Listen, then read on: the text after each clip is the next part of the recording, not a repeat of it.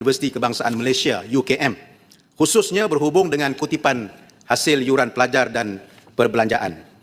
Datuk Yang Bertua, institusi pendidikan tinggi ialah gedung ilmu. Ia bukan sekadar tempat melahirkan graduan, tetapi medan membentuk integriti, amanah dan nilai kepimpinan masa depan negara. Universiti diberi kepercayaan oleh rakyat, oleh ibu bapa yang membayar yuran, oleh pelajar yang menaruh harapan dan oleh kerajaan yang menyalurkan dana.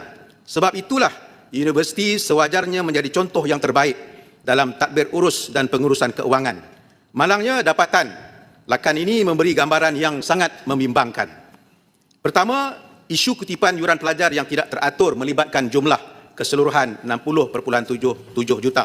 Dari jumlah itu, 50.74 juta ringgit dikutip oleh koperasi tanpa kuasa yang jelas dan sebahagiannya lewat atau masih belum diserahkan kepada universiti. Lebih membimbangkan, sejumlah 32.36 juta ringgit tidak direkodkan sebagai hasil UKM daripada keseluruhan kutipan tersebut.